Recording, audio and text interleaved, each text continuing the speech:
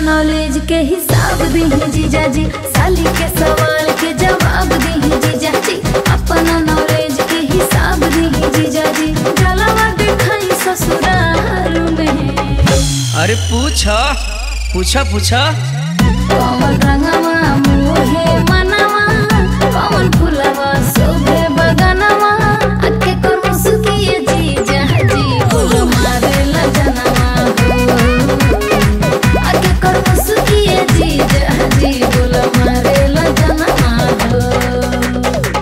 धानी रंगवा मोहेला मनवा, चूहे फुलवा सोहे बगनवा, तोर दीदिया के मुस्की साले जी मारेला जनवा हो। तोर दीदिया के मुस्की साले जी मारेला जनवा हो। क्या बात है।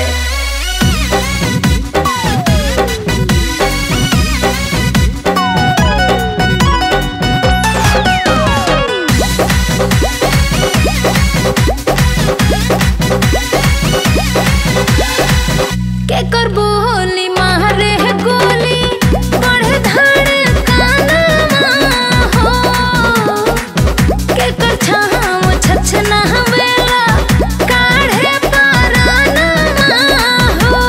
बोली पपिहा के बोली गोली मारे त बढ़े धड़कनवा, तोर दीदिया के छाम छप्पन काढ़े परनवा हो।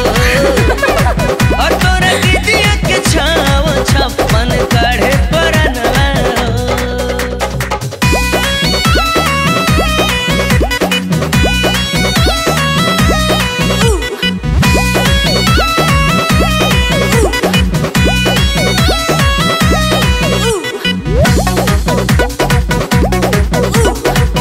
लाहे लाहे के कर लहर चढ़े बदनवा हो, हर घड़ी ठहग लेला के कर नयनवा हो। अरे बताएं जीजा जी। लहे लहे बीच के लोहा चढ़ेला सगरी बदनवा, तोर दीदिया के साली करी करी ठगे नयनवा हो। तोर दीदिया के करी करी ठगे नयनवा हो।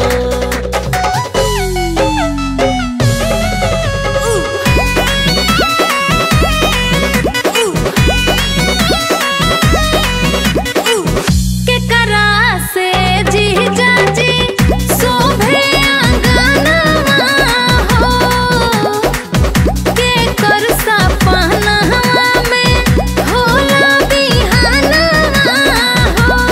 हाँ गोदी के ललनवा से शोभेला घर के अंगनवा, तोर दीदी के सपनवा में साली जी होला बिहनवा हो।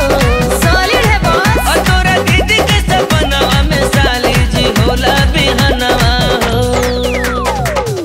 100% सही जवाब।